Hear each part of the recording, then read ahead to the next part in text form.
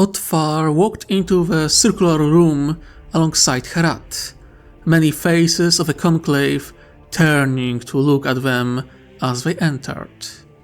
They arrived later than expected. Warp currents weren't kind to them. Navigators in service of House Vorhais had to divert their path multiple times, avoiding more turbulent waters. Safety trumped expediency. After all, they were returning with great prize to the Conclave. Bastal walked to him with a subtle smile and opened his arms in greetings. Otfar, it's good to see you, my boy, his mentor said with a joyful tone, before noticing that he had far fewer rings on his fingers than before. Eventful journey? More than I expected, my lord. Otfar turned to Herat. Please, allow me to introduce you to a fellow Inquisitor of Ordo Xenos, who helped me in my investigation. Vikola Herat. Herat, this is Lord Inquisitor Valentin du Bastal, my old mentor. Herat bowed her head with all the respect Bastal deserved. It's an honor to finally meet you, my lord. The pleasure is mine, Herat, Lord Inquisitor said in a pleasant tone. I saw reports of your actions against the Tau. I must say I am both impressed and honored to welcome you as part of our conclave. He extended his arm to the round table where 5 other Inquisitors already waited for them. I'm sure Otfar already told you about our original members, but I'm happy to say that you aren't the only new addition to the conclave. Arcadius Grant of Ordo Malleus joins us as representative from Inquisitors from Darkspire sector, and Dominic Oriel of Ordo Hereticus comes from Acteron sector. Both men, first wearing black and silver power armor, the other plain grey-black robes, nodded their greetings. Otfar looked up at his old master. I heard much of your work, but I didn't expect Darkspire and Acteron to respond this quickly, he muttered. We face many enemies, which means we have a need of many allies, Bastal stated firmly. Please, take your seats. We will discuss our findings and future plans. They did so, exchanging pleasantries with other Inquisitors before taking their seats. Du Bastal stood up, looking at his fellow Inquisitors with a subtle smile still present on his face. A rare occurrence, yet understandable one. At the first conclave, Du Bastal brought the news of Scalier's demise. Now he was standing before a conclave that gained 3 members.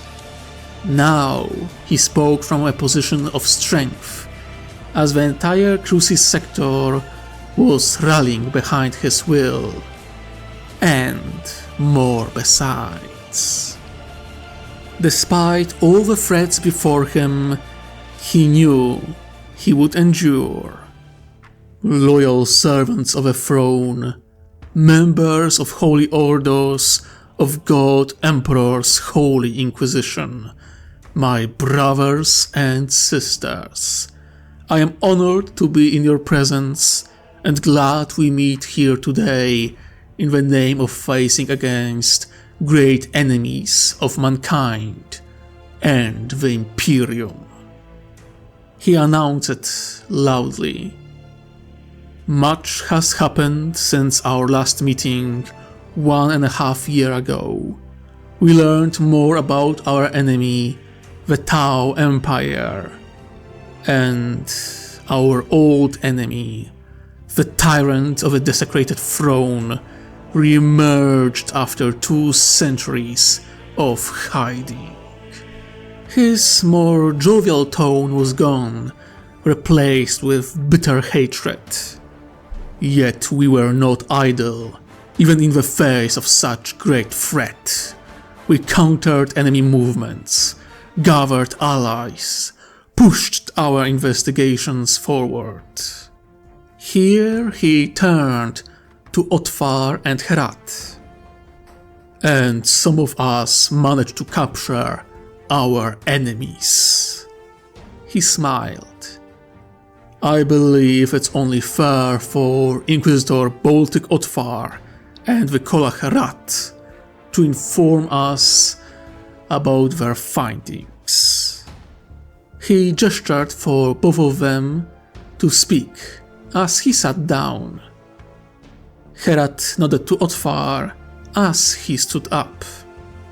Thank you, Lord Inquisitor. He bowed his head with respect. While I managed to accomplish much since our last meeting, especially thanks to support of the Kola Herat, I don't bring the best of news. Otfar stated calmly. First thing I must address is how we classified our enemy. We called them Tau Empire. During my investigation, I managed to conclude that the name they use for themselves is far more accurate. Tauva Coalition, or Coalition of the Greater Good, is far more challenging foe than I initially expected. This caused a small murmur to go through the ranks of the Inquisitors. Most of our enemies are united by their species, faith, or goal. This one is united by ideology. What we are facing is not a singular minor Xenos empire, but an alliance of number of Xeno, mutant, uphuman, and human states, bound by a strong ideological alliance, a coalition of nations. He stated, "Why is this distinction important?" Inquisitor Grant asked with a tilt of his head. The Tau are the leaders of this alliance, are they not? Why not call it an empire then? Because it creates a misunderstanding of our enemy, Otfar answered, keeping his voice professional. Even if we bring down a powerful center of power or leadership, we must understand that wasn't the heart of our power, but the heart of just one of the coalition members. They are a mockery of Astartes' biology in a way. You can destroy their heart, but another one would continue to pump blood through their veins. Inquisitors exchanged worried looks. This wasn't encouraging information, yet Otfar was far from done. I also investigated the methods those Xenos used to turn loyal servants of the Emperor against the Imperium. I found no proof of psychic power or other type of mind control. From what I managed to gather, the Tau, as a species, are a species of savants. That got more murmurs, or something approaching this characteristic. Diplomats of a water caste don't use mind control. They are just naturally talented in social engineering and manipulation. Same goes for Earth caste and their engineering skills. Aircast and their ability to pilot machines, Firecast with their combat, and Ethereals with their charismatic presence. He fell silent for a moment. Individually, they have weaknesses that can be exploited, but they never work alone. I saw how well coordinated they are, how efficient in their ways of waging war, how skilled in using their allies and auxiliaries to fulfill the roles they can't themselves. His eyes roamed over the seated Inquisitors, stopping at Arraign. I managed to confirm they have pheromones, but those work only on their own species. It's their second language in the way. It's more advanced than I expected. It allows for deeper understanding, better coordination. I ran tests and confirmed that those pheromones have no effect on humans, nor should they have such effect on any other species. Yet, because of their savant-like characteristic, their abilities to manipulate are so impressive, they look as if they originated from the warp, pheromones or some other means. But they don't. Otvar shook his head.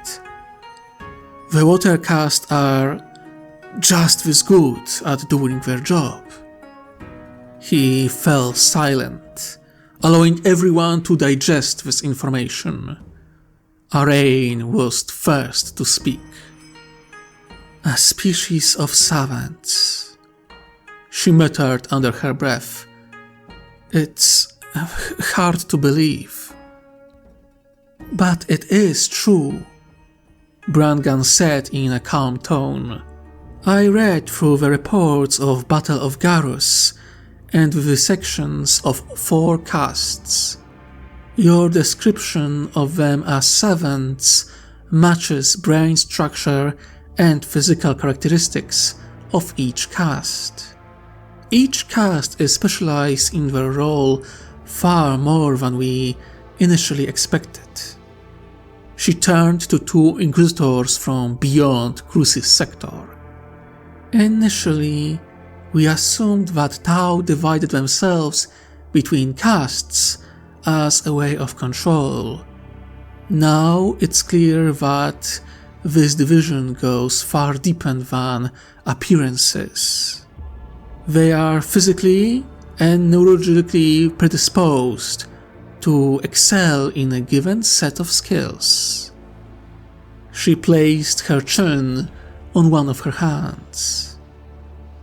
A troubling discovery.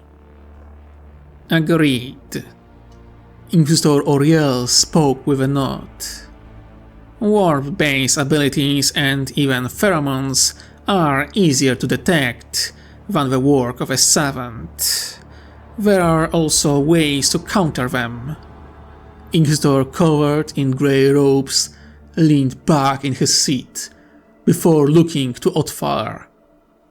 If I understand it correctly, you used more typical ways of countering Xenos' influence in Damocles sector. Yes, Herat and I did our best to support counterintelligence on the border with the Coalition. We are still gathering data about what techniques Watercast uses to turn worlds against the God Emperor. For a moment, we are relatively confident we managed to halt their expansion, Otvar stated. Or at least slow them down. Herat added. Our agents are working overtime, but we have multiple strike teams in the region taking care of all Coalition agents we find.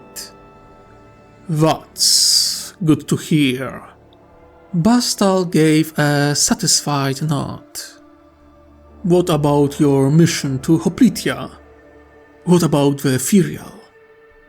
Hearing this question, Herat and Otvar looked at each other for a moment, before answering. We couldn't discuss details of our astropathic link, not one belonging to a rogue trader. Herat began slowly, turning to Inquisitor Grant. But we are fortunate that member of Ordo Malleus is with us today. That got everyone's attention. Eyes narrowed and Grant himself straightened up, before he had aura of casual interest, clearly more concerned with the fate of Vain and his traitor ilk than some Xenos empire. Now, however, he was fully focused. "I'm listening," Grant said in a calm tone. Herat opened her mouth, but closed it before looking to Otfar, who let out a breath. "Hoplitia is lost," he began, "twisted by the warp in ways I could never imagine. You will see everything in our report, but the things I saw there are hard to believe. Even the librarian of a Death Watch struggled to figure things out." "A librarian?" Grant seemed concerned now. "Which chapter he belonged to?" "Blood Ravens," Otfar answered. Grant's face twisted with irritation hearing that name. "The elusive truth seekers," he muttered to himself. "They like to stick their beaks where they don't belong. But I also can't deny the skill of our librarians, nor their knowledge of arcane." Demon Hunter digested this information for a few seconds before nodding for them to continue. "We witnessed numerous different anomalies, saw 10 times as many of different mutations and abominations that cannot be described," Herat said after closing her eyes, as if trying to both remember and forget what she saw. "We also faced a Chaos Champion. He was no Space Marine, but he was no mortal either.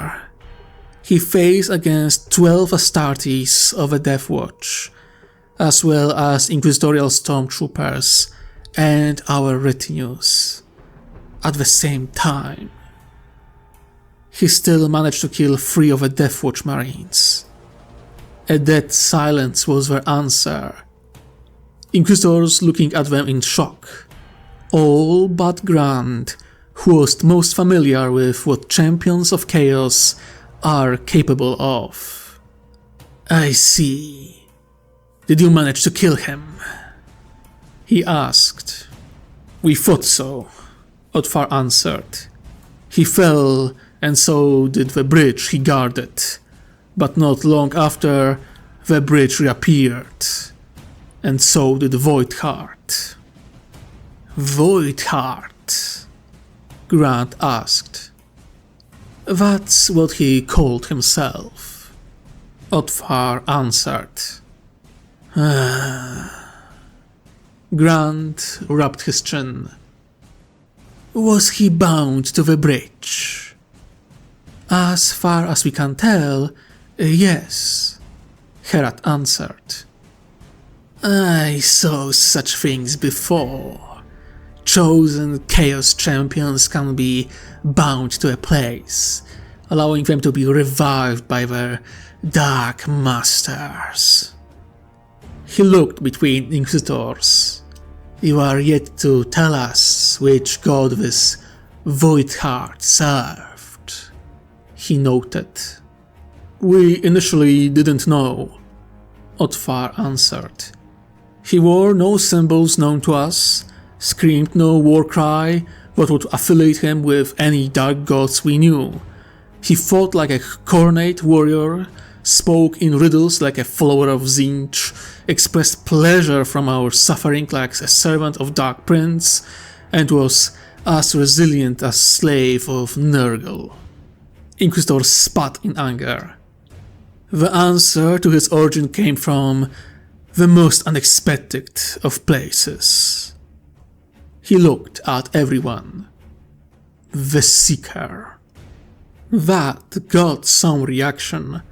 Inquisitors started to whisper to one another, confused by the answer. You said Tau have no connection to the warp. Thaddeus said with a furrowed brow. How could the Seeker know anything about the Chaos Champion? Don't tell me you actually took this damnable Xenos at his word! Arain shouted in disbelief. Nothing so outrageous, Otfar said loudly, yet calmly, making everyone quiet down. The Seeker is no psyker, but he has knowledge of arcane. This shouldn't be surprising. There are both witch and demon hunters who aren't psychers. That is true, Grant admitted. But this Conclave initial view of this coalition was that they were ignorant of the warp. We were wrong, Otfar said simply. Coalition knows of the warp.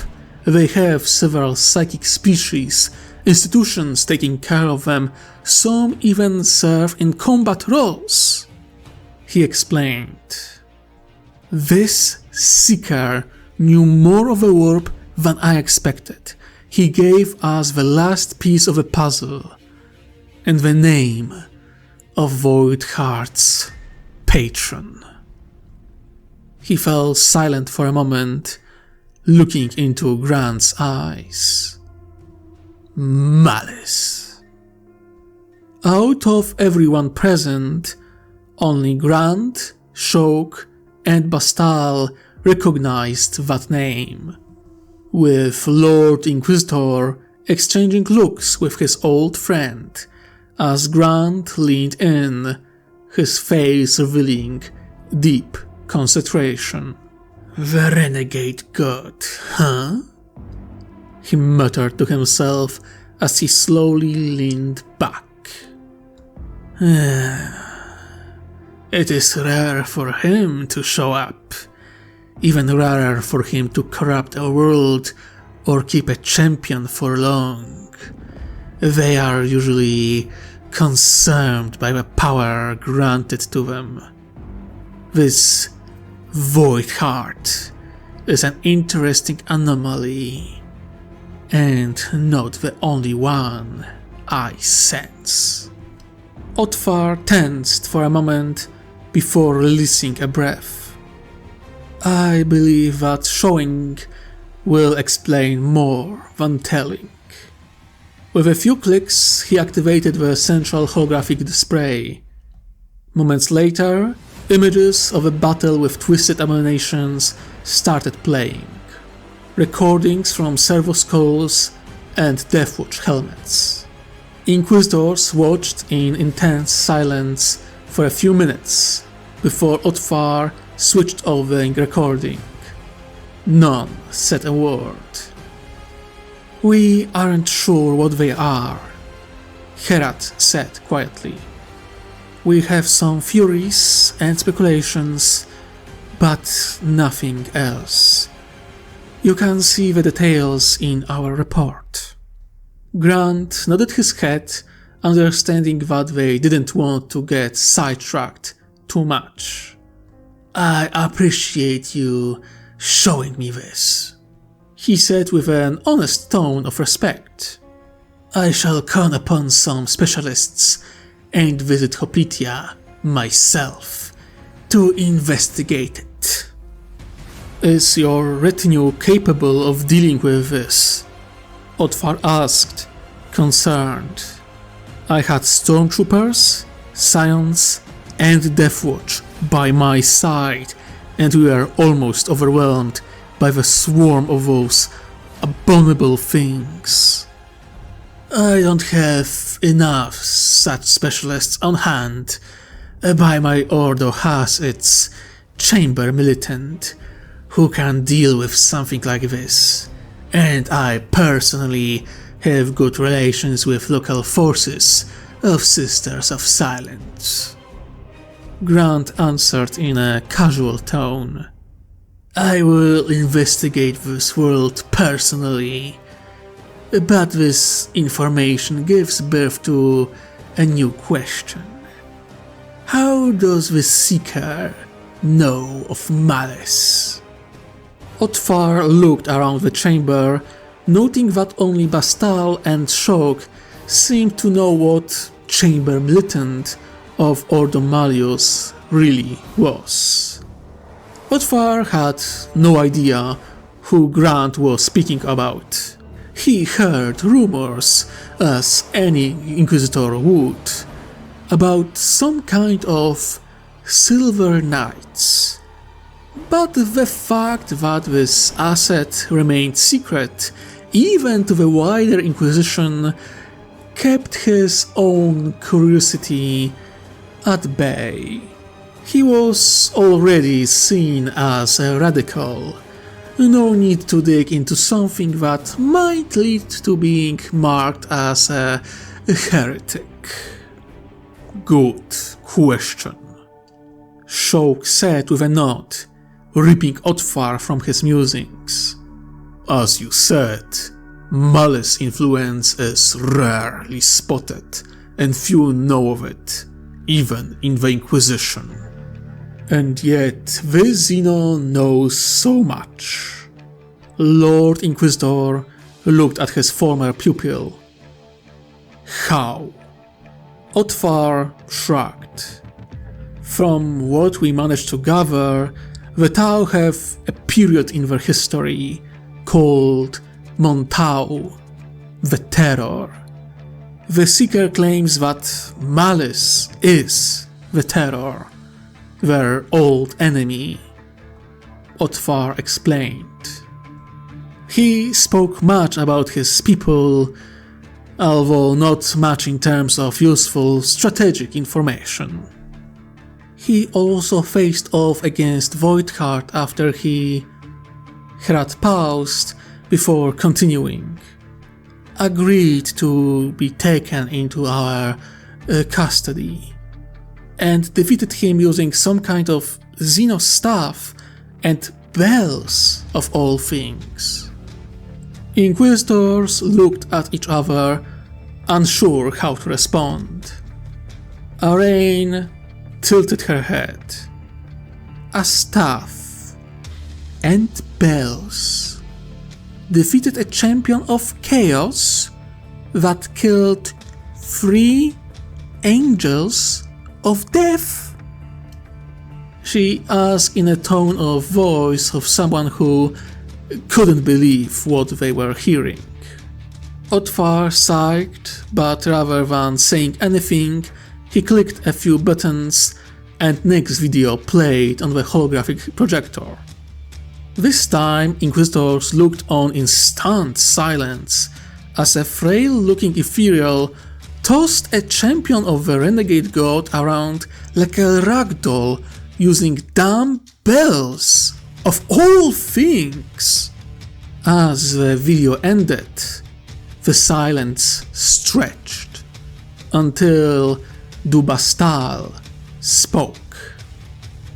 I walked this galaxy for over 7 centuries, Lord Inquisitor said quietly, and yet I find myself speechless, I must admit. How? Shock asked, standing up, the old witch hunter flabbergasted by what he saw. That Xeno is no psyker, and yet he uses witchcraft. This... Arain looked on in disbelief. This look similar to miracles I saw when I was but a sister, but but to say it out loud is a blasphemy." She shook her head. "There must be a better explanation." Inquisitor Oriel rubbed his chin, looking at the frozen image. He remained calmer than most present, analyzing what he saw and what he knew at admirable speed. "Malice isn't the only independent entity in the warp," he stated cautiously. "Some of them, I hear, aren't malicious. Or at least not as malicious as the Four. Maybe those Tau unknowingly power one of such beings, one that is enemy to malice," he proposed before shrugging his shoulders. "What say you, Grand?" Inquisitor in power armor nodded his head in agreement. "This seems a reasonable assumption. I will speak with others of my order. We might find something about this entity, if it exists." He looked at Otfar. "What happened to the staff? Maybe the source of this power lies in it." Brangan nodded at that. "There are materials that resonate with the warp. Maybe the staff and the bells are made of such material." Otfar opened his mouth, but closed it, unsure how to say it, before Herat spoke for him. "The ethereal, the Seeker named Aun'Ko'Vash, after he gave himself willingly into our custody," she cleared her throat, "gave his possessions as gifts before letting himself getting cuffed." Inquisitors looked at each other in confusion. Dubastal spoke first. "Was he under impression he was your ally?" he asked. "No, my lord. Vezina was fully aware we were there to capture him." Otfar grimaced at the memory. Sergeant of the Death Watch, Cassius Orlon of the Imperial Fists, told him that to his face. He didn't even blink.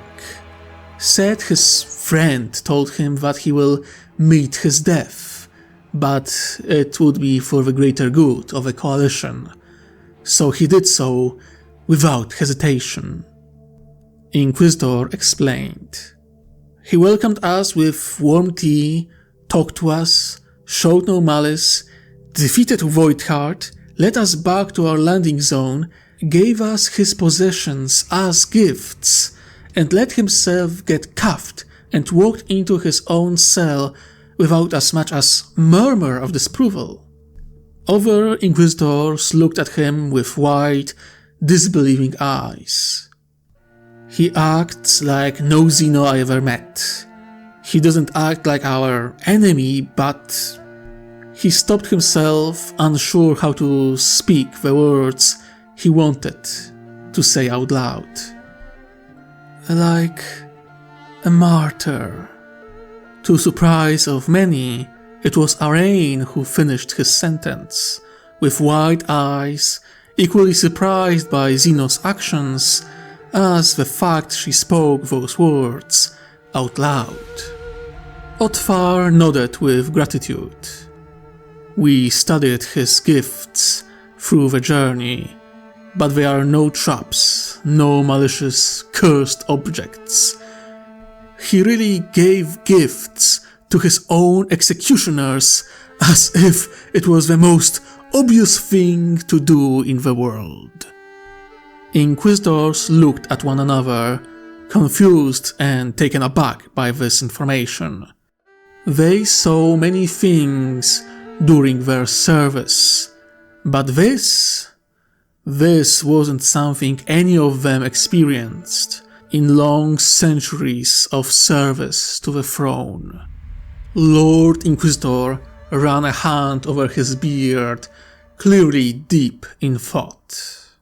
"The staff, is it in our hands?" he asked after a moment. "Not exactly," Otfar grimaced. "It was given to Helena Vorhais, a rogue trader. I did what I could to study it, but taking it from a dynasty that helps me map out navigable lanes in the Coalition territory is ill-advised." With great reluctance, other Inquisitors nodded their agreements. They sat here as one of the most powerful people in the Imperium, most likely the most powerful in the entire sector. But even they wouldn't want to antagonize a rogue trader dynasty, especially one that was working with them under written pact. Taking the staff by force could be seen as a betrayal, not only by Vorhais dynasty, but all others. And dealing with a lot of pissed off rogue traders when they were preparing for a crusade was the last thing they should be doing.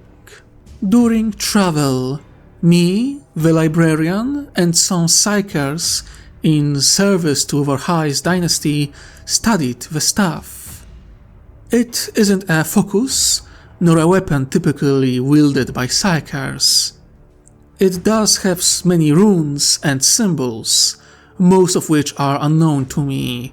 Some resemble runes used by the Aldari, though there are subtle differences. Herat explained. "I'm also unsure about the nature of the material staff is made of. It has some psychic residue on it, but it's not tainted by demons and no soul is trapped within. It's something completely different from everything I ever witnessed. It's not Ravebone nor Blackstone," Otfar added, clearly unsatisfied with the lack of answers. "As far as our tech priests know, it's artificially created alloy with some additions of unknown origins. My savant proposed that the alloy was created with the help of powerful psyker that infuse it with the power during their forging. But it's just a theory." Brangan's perfect face turned into a grimace as she looked through the report on a datapad. Other Inquisitors weren't happy about this information either. "That is a concerning revelation," Dubastal muttered. "What did your prisoners say about the staff?" "Not much, only that it was made with the help of the same old friend who told him he would die by our hands," Herat answered. "I see." Lord Inquisitor leaned back in his chair. "What about the Seeker himself? What did you get from the interrogation?" Herat and Otfar looked at each other before looking at the remaining Inquisitors. "Barely anything of worth," Otfar stated. "The Seeker is extremely resistant to most forms of interrogation." "Oh?" Oriel leaned forward, suddenly intrigued. "Do elaborate." "We are unsure, but it seems that thanks to his training and different forms of meditation, he can ignore physical pain completely," Otfar explained. "Standard methods of torture turned out to be absolutely pointless, at least with tools we had on hand. Even starving him through the journey did little to change the effectiveness of our interrogation methods. Psychological torture also had limited, if any, effect. He simply enters a meditation state and ignores everything we throw at him. Even attempts to break his concentration are pointless," Herat added. It's rare to see an example of such strong willpower in a Xeno. They didn't want to admit it, but they were impressed by Aun'Ko'Vash. They knew of heretics and Xeno leaders who broke under half of the things Ethereal experienced. "What about psychic interrogation?" Grant asked, intrigued. Both Otfar and Herat shook their heads. With how turbulent our travel through the warp was, we decided to not use psychic abilities for interrogation. Herat answered swiftly. Navigator herself warned that such action could bring unwanted attention to our vessel. Grant let out a breath of irritation, but it wasn't irritation directed at his fellow Inquisitors, but the damnable warp itself. He experienced such setbacks more than once in his life, after all. Wise. Thaddeus nodded his head. Ensuring that the Seeker arrives unspoiled into the hands of Inquisition took priority. He looked over the rest of the assembly. We have many specialists who can interrogate him here. I propose we see the Seeker for ourselves after we discuss the remaining matters. Agreed. Dubastal nodded his head. Please, Otfar, you mentioned that rogue traders you work with are mapping paths into the Coalition space. What can you tell us about their work so far? It's been mostly successful, my lord. Otfar answered, happy to deliver some good news at last. Grisha and Titania subsector are reliably mapped, and first proper incursions into Coalition space proper are underway. Travel in this region of space is more challenging than I initially thought, but it's manageable. With a click, a map appeared before them. The great rifts and anomalies present within Damocles sector influence warp currents there. The materium boils and heaves regularly close to them, making warp travel very challenging. But as long as we avoid those hotspots, our vessels will be fine. He remained silent for a moment, before he continued. This can be problematic, however, for a different reason. The Coalition uses a different FTL drive than us. Ether drive, or skip drive, they call it. It's significantly slower than warp drive, achieving between 1/4 and 1/3 of the warp speed. But it's not reliant on warp lanes nor currents going through the immaterium. When we travel, we need to be wary of storms and treacherous waters. The Coalition's ways of travel is much safer, and they can ignore a good deal of anomalies altogether. Those who saw my report on Battle of Garrus know this already, but the Coalition is far more powerful than we initially expected. They have weaknesses, with the speed of their skip drive being one of the major ones, as well as their limited FTL comms capacity, all which can be exploited. But make no mistake, they are far more capable than many enemies we face. They remind me of Eldar in a way, but unlike that dying race, they can send far superior numbers onto the battlefield. They might lack their witchery and foresight, but make it up with their use of abominable intelligence and mass-produced weaponry. Otfar went silent for a moment before he spoke again.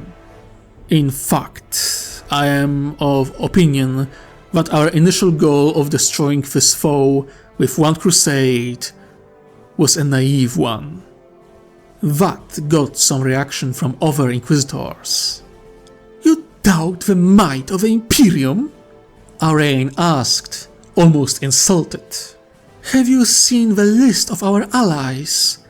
Machine Cult is ready to send significant forces to aid us, as are multiple Astartes chapters, orders of Sisters of Battle, and local guard regiments. She countered. When we destroy Vain the Desecrator, we will have support from 2 more sectors. Not counting all additional forces that will join us from the rest of the segmentum. How could those Tau stand against us?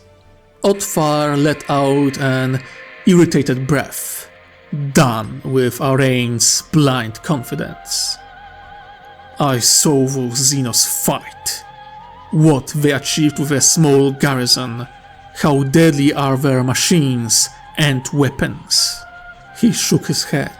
Even if this threat will be dealt with during a single crusade, it would be one of the longest crusades in Imperium's history. Before Arain could counter his point, Brangan spoke up. I agree with Otfar's assessment, she said calmly.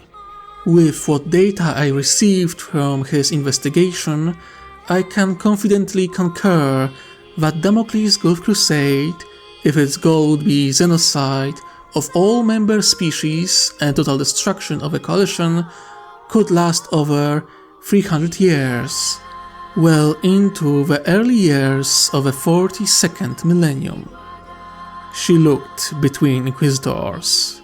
And those are optimistic projections, based on limited information regarding elite assets of the coalition, which we saw little of. She clicked a few buttons, bringing up images of Tau fire warriors, battlesuits, and few auxiliary units. Everything we faced until now seems to be exploratory and expeditionary forces, not the main military arm of a coalition. Information regarding their more potent assets is limited and unconfirmed. She clicked a few buttons, bringing back the map of the territories that they knew belonged to the coalition. However, a more limited in scale crusade with the goal of destruction of coalition capital and homeworld of a Tau could be potentially achieved within 12 years, if our goal was to simply reach the capital, destroy it, and then pull back. She announced with a note of bitterness. And those are also optimistic projections. The Conclave remained silent as Inquisitors exchanged looks, thinking about implications. Let it be 3 or even 5 centuries. Lord Inquisitor Dubastal spoke after a moment. Damocles' sector belongs to the Gold Emperor, and the threat of a coalition cannot be ignored. He stated calmly, but before we take care of the Xenos alliance, he turned to Oriel and Grant. There is a matter of a tyrant of a desecrated throne. With a single click, a new map appeared, this one depicting Fallow Reach subsector, which was completely overtaken by Imperium's enemies, with Iron Warrior's domain sitting in the middle of the sector, surrounded by the ring of Orc territories. As all of you know, an old enemy decided to show up after 2 centuries of hiding. Vain the Desecrator is expanding his territories once more, taking over worlds. It's clear to all that he intends to reignite desecration wars. We don't know what he created in 2 centuries since our last battle, but we must assume he doesn't act without a reason. Inquisitor Arain already faced against Alpha Legionaries, who my agents suspect cooperate with the Desecrator. They were defeated thanks to her quick actions. This time, we cannot let this monster strike first. Crucis, Darkspire, and Acteron sectors are mobilizing their forces. Adeptus Mechanicus, Astartes, Sororitas, and Militarum are already gathering to strike him down. He looked over the meeting. The Ironfall Crusade must be overseen by members of the Inquisition and members of this conclave. But the threat of a coalition cannot be forgotten, nor the investigation into this threat left untouched. That's why we must address an important subject. Who of us will focus on Damocles Gulf, and who on Fallow Reach? He stated sternly. Otfar smiled. The choice between some of us should be obvious. Herat and I are the heart of the investigation, and we will continue to research those Tau and their allies the best we can. You, my lord, and Thaddeus Shoke are both veterans of the Desecration Wars, so you are obvious pick for Ironfall Crusade. He looked over the remaining Inquisitors. So it's only a question regarding remaining members of the Conclave. Agreed. Shoke nodded his head. We can't be in all places at once. So dividing our focus to ensure our presence remains well spread. It's important. The remaining Inquisitors nodded their agreement, with Brandgan being first to speak. While I would want nothing more but to see the destruction of Iron Warrior constructs, I will remain here and help Otfar and Herat more directly. She said in a confident tone. I already managed to secure the interests of multiple Forge Worlds, but to keep them focused on this threat, I will need to regularly send them additional data to ensure that Titans will work for our cause. I will stay in Damocles sector. No objections were raised, and most eyes turned to Antarin Arain, who grimaced slightly. I think I will remain somewhere in the middle, she said after a moment. I'm unsatisfied with my investigation into Alpha Legion activities. I will continue my search, making sure they won't strike again. I can also help Otfar with placing more agents within occupied sectors, preparing them for a righteous liberation from Xenos oppressors. A wise course of action. Grant nodded. One can never be too careful. As for myself, I will spend some time in Damocles sector. Hoplitia must be investigated, as the anomalies that make warp travel troublesome. However, my focus will turn to Fallow Reach soon enough. The Crusade is coming, and my experience as a demon hunter will be needed, as will the assets under my command. All eyes turned to Oriel, who gave them a casual grin. I think I will hang around Damocles sector for a while as well. Investigate those Tau myself, lend some agents and resources to Otfar and Herat. But my focus is on the orcs in Fallow Reach. We can't let them unite under a single warboss, or even worse, start a war in answer to our crusade. He said, looking into a crystal on his ring. I am quite intrigued by those Xenos and their ways of expansion. I hope Inquisitor Otfar will be ready to share his knowledge and experience with me in this regard. He smiled at Otfar, who nodded. Of course, I will make sure you will get to learn about our new enemies, Otfar assured. Excellent. Otfar's face was lightened by a wide smile. I think that's most important subject taken care of. He looked up at the Lord Inquisitor. I apologize if I'm a bit pushy, but I am quite fascinated by this Seeker you spoke about earlier, and can't wait to help with the interrogation. His smile turned far more malicious. This ethereal is a well of knowledge, after all, and as Inquisitors, this knowledge should belong to us. Du-Bastal resisted a twitch at Auriel's voice and answered in a calm tone. Very well. We can discuss details later. Let us see this Seeker and find out all that he hides from us. He stood up, and all Inquisitors followed.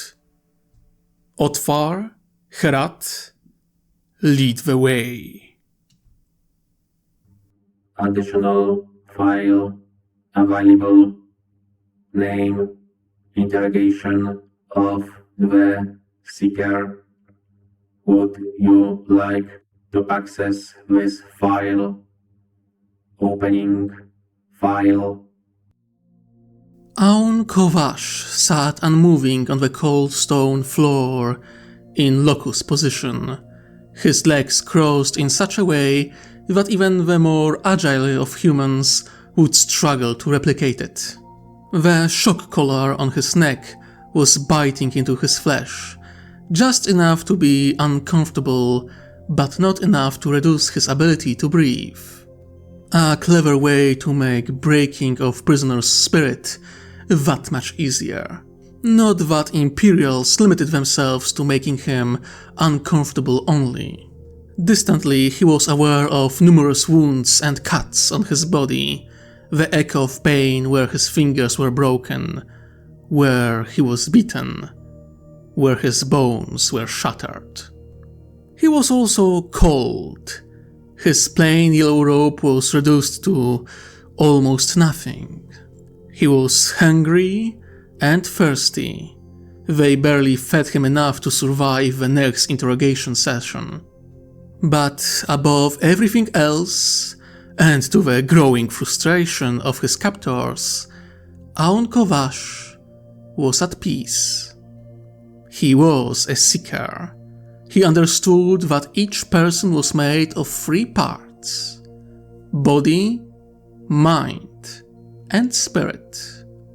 And while challenging, there were ways to disconnect one from the other by the will alone. And so he did, accepting the pain as just another expression of eternal struggle that drives everything forward. He didn't fight the pain.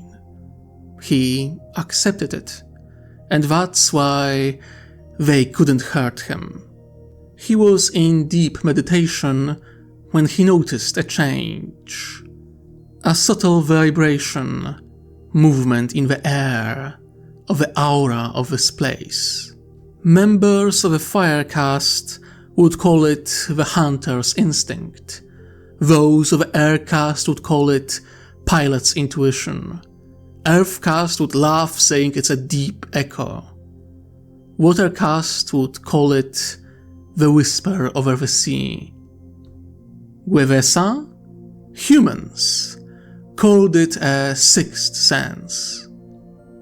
He liked that description.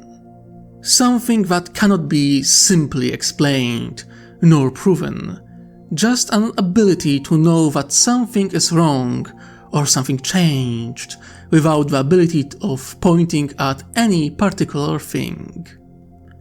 He slowly opened his eyes. A right one at least. The left one struggled to do so, swollen and covered in his own dried purple blood. He looked at the two-way mirror on the opposite wall. They were watching. He was sure of that. He smiled and bowed his head in greeting, ignoring the lightnings of pain striking his body as he did so. "Welcome, Inquisitors," he said with a dry throat. "I was wondering when you decide to visit me."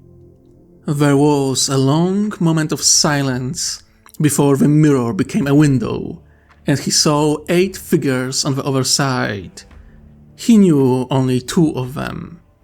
Otfar stepped forward and spoke, his voice reaching him through speakers. "Hello, Aun'Ko'vash," the Inquisitor said in a cold tone. "I see your intuition is yet to fail you." "The day it will be the day I die," the Seeker chuckled. "Although I have a feeling my death might come even sooner than that." "Perceptive, as always," Otfar said with a note of bitterness. "I wouldn't be a Seeker if I wasn't," Tao answered in a friendly tone. "Now, I believe introductions are in order. I'm Aun'Ko'Vash, a member of a filial caste and a Seeker. But I'm sure you already know that." He didn't stop smiling. Older human male with golden eyes stepped forward. His movement was full of confidence and power. When he spoke, his voice was one of absolute authority. "Our names are irrelevant to you, Xeno," he stated. "Only the knowledge you possess is of any importance." The Seeker tilted his head, amused. "I might be your prisoner, and you might be my captors, but are we really going to abandon the basic courtesy?" he asked, trying to lighten the mood with his tone. "We are both civilized people, after all." A woman in crimson armor scoffed. "Only humans can create true civilization. You Xenos are all false pretenders." She spat with disgust and hatred. This time, Aun'Ko'Vash actually laughed out loud, ignoring the pain caused by his broken ribs as he did so. Inquisitors turned to each other with a mix of hatred and confusion as his laughing fit subsided. "Now, that's funny." He shook his head with amusement. "You really just dismissed all non-human civilizations as fake.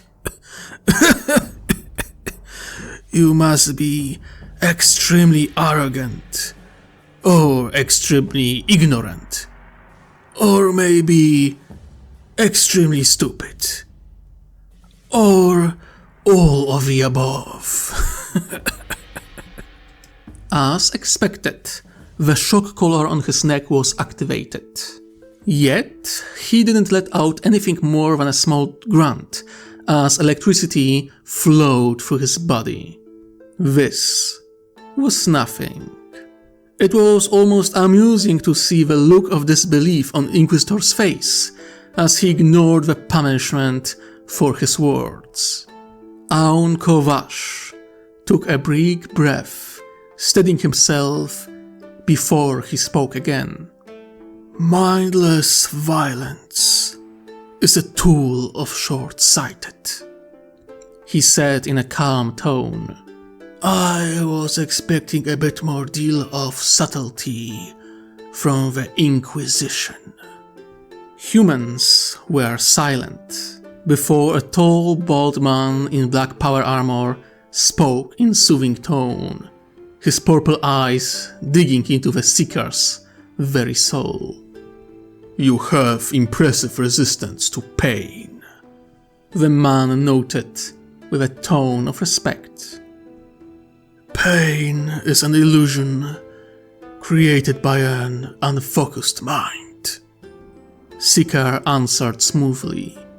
Those who walk the one path must expect to encounter obstacles and the fact that they will struggle on their journey.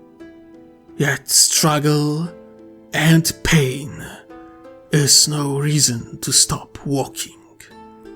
Another man, this one with half of his face replaced by metal, leaned forward, and Ethereal felt a presence touching the surface of his mind. You don't lack conviction, the monstrous human said in a razor-sharp tone. You resisted standard torture methods. We shall see how you fare against the psychic might. Aun'Ko'vash smiled at that. You will find that my spirit is as strong as my mind. I doubt it. The man turned and left the observation room alongside two of his fellows. Moments later, a trio of Inquisitors walked into his cell. He knew one of them. Herat was up front, confident, yet her eyes showed she wasn't exactly thrilled about what was about to happen. The second was a man in power armor with half of his face replaced by metal. The third was wearing a somewhat simple, yet well-designed, grey robe. He could feel their minds touch his the moment they began quiet chanting. They were Psykers, all three of them. Skilled, he was sure of that, but it wouldn't help them by much. He knew that much as well. A pair of golden eyes looked down at him, eagerly waiting to know all about the Coalition, the Tau, and all of their weaknesses. Reveal the secrets of your Coalition willingly, Xenos, and I promise you quick death, Lord Inquisitor Dubastal declared. Otherwise, you will know pain like no other. Aun'Ko'Vash let out a tired breath, happy that all of it will soon be over. Happy that he will do his duty. At peace with what was about to happen. After all journeys had to come to an end. And his will end very soon. I already told you everything I wanted to say, Inquisitor. Aun'Ko'Vash answered, ignoring the growing pressure on his mind. I accepted my death long before I let myself get captured. You will get nothing out of this interrogation. But we both know you won't believe that. He chuckled. So, do what you believe must be done. Lord Inquisitor scowled, seeing the defiance of this Xeno. It was an enigma, one that needed to be broken for the sake of the Crusade. Very well. Begin, he commanded. Herat, Grant, and Oriel got a hold of their power. Herat felt her unique focus, talismans wrapped around her forearms, shaking as she drank in the power of a warp, reaching out towards the ethereal's might. Grant held a massive staff that could be used as a mace, decorated with bones of saints. Oriel raised his finger with a most bizarre ring on it, a minor focus at best. He was a low-level psyker compared to her and Grant, but he was skilled in reading minds, and his mastery of this technique was apparent as he reached out towards Aun'Ko'vash. The Kola could almost see it, tendrils of power reaching out from each of them towards the Seeker. She could feel her power touch his mind. It was serene, a great, calm ocean. She was surprised. Despite everything that happened to him, his calm demeanor wasn't a ploy or a lie. He was truly at peace with himself. The stillness of his thoughts was almost shocking. She looked into that great, still ocean, seeing her own reflection in the mirror surface. She reached out, intending to dive deep into his mind and steal the treasure hidden deep below. But she restrained herself. She reached out with her mind's hand, breaking the surface of Aun'Kovash's mind, taking sip of his knowledge. She saw images, fleets, armies, gardens, friends and rivals. She saw great arid plains and great white city. She was taking her time, as did the others. They couldn't risk breaking his mind before they get what they needed. This task demanded time and precision. And then something moved. She blinked. A massive shape, a leviathan, stirred under the still water.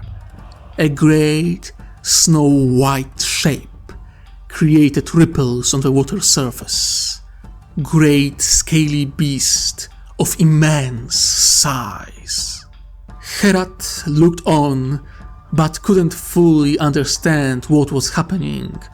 In the real world, Inquisitors gasped as dozens of until now invisible runes started to shine in a pattern, covering the entirety of Seeker's body.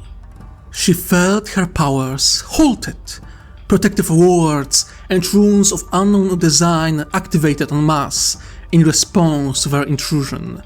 She pushed against them, as did Grant and Oriel, their combined powers trying to dismantle the defensive psychic network placed by someone else on Seeker's body, mind and soul. And then, whatever was protecting Aun'Ko'Vash struck back. Skerat almost screamed as dozens of serpents broke the surface and launched at her. She could see them not just with her psychic vision, but with her own eyes.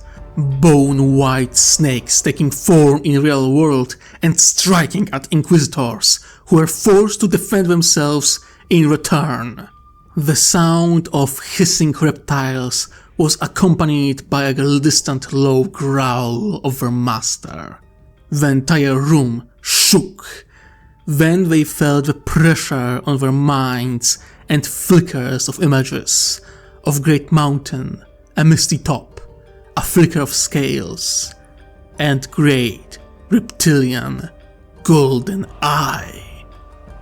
A deep female voice spoke then, with such power it shook their very bones.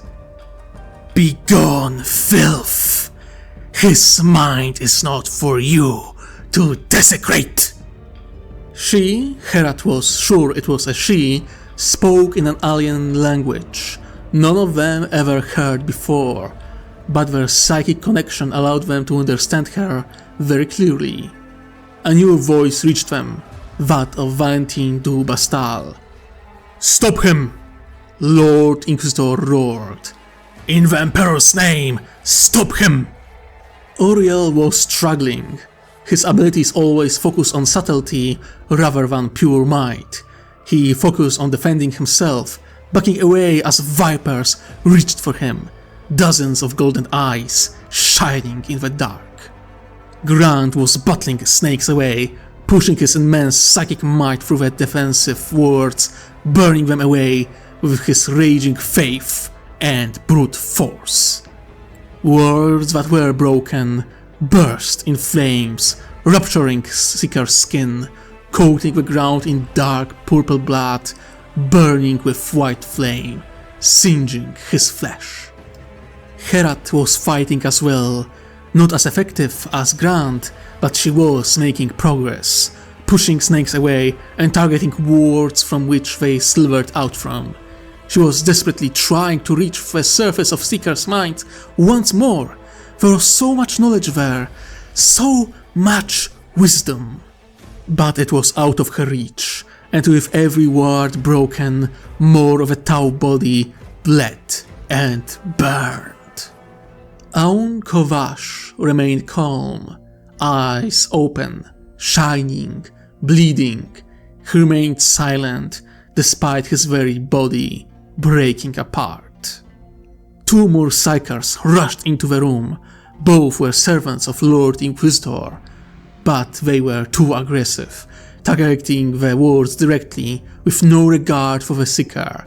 She tried to stop them, but her mind was too focused on defending herself and trying to breach the surface one more time. Aun'Ko'Vash was burning now, white flame bursting out of his wounds as wards were broken. He remained silent.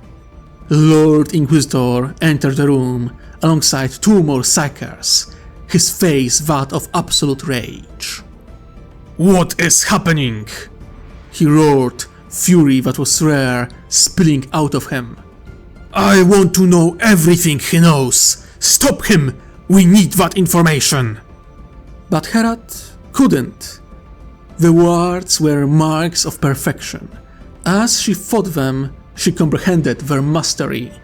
Most words were made upon someone's flesh, their skin. Those were slightly different. They were engraved into Seeker's very bones.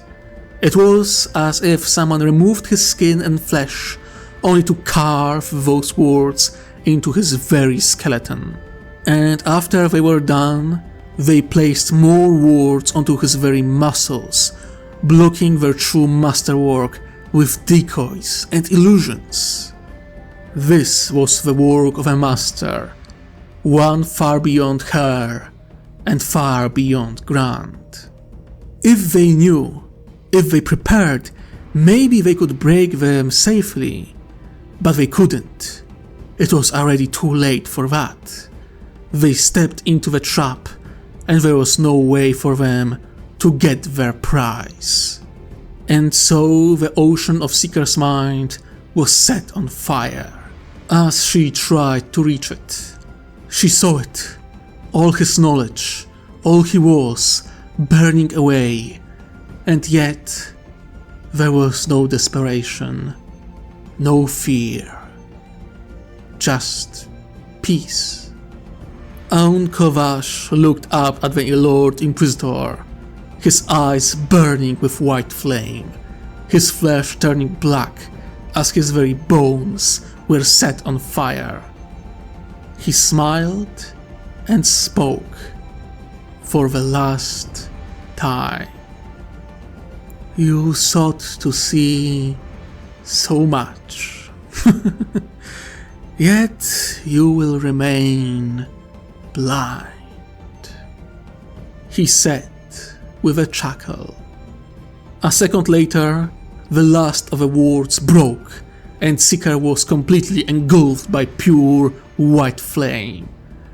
Inquisitors, all members of the Conclave, stood there, watching as Aun'Ko'Vash slowly turned into a smoldering pile of ash, without letting out as much as sound of pain. Until the very end, he was at peace. Herat turned to Otfar, who shared her look of shock and disbelief. The last tarot card, Inquisitor, inversed. A king wearing a fool's crown. His eyes are empty sockets, and will remain so. That was the prophecy. And now it came to pass. Lord Inquisitor was the king among his kind, and Seeker mocked him with his last words, as if he was a fool. And he was blind. Blind to Coalition's power, their potential. Distantly, both of them felt bitterness in their throats. The Seeker told them nothing they didn't know already. But, on the other hand, they did learn quite a lot about the Coalition, just not the way they intended. Dubastal took a deep breath, closed his eyes, and sighed. A bitter failure, he said after a moment. Our enemy is more dedicated than I expected, and have powerful psychers on their side. He rubbed his chin before turning to Grant. Can you introduce me to your contacts in Silent Sisterhood? I can, Lord Inquisitor. Grant stared at the ash pile with pure disgust and hatred. Good. We won't be taken by surprise again. Lord Inquisitor asserted with confidence. They did everything to keep his knowledge away from our hands, which means that Ethereals really do know secrets no other caste knows. Good. When we capture the next one, we will take everything we need from them. He turned to his fellow Inquisitors. Let us return to Main Hall.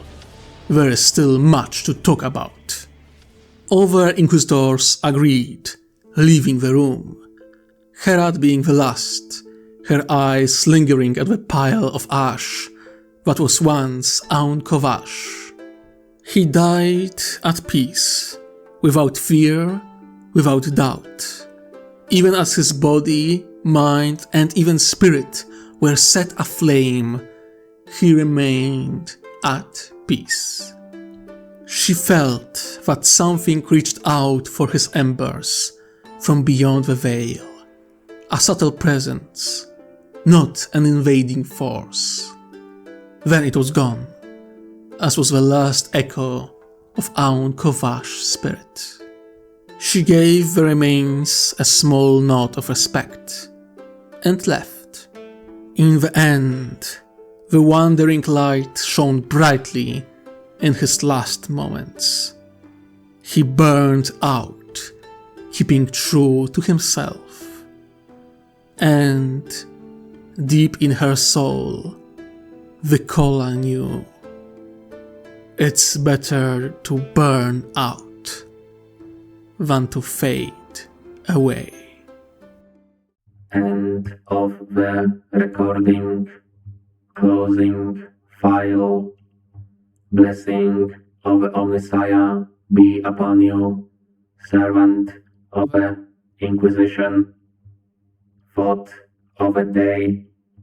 Service is this.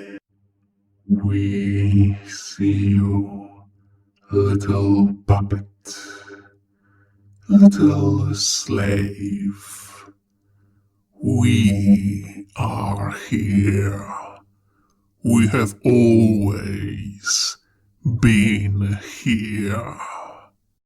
Ave Imperator, Hydra Dominatus.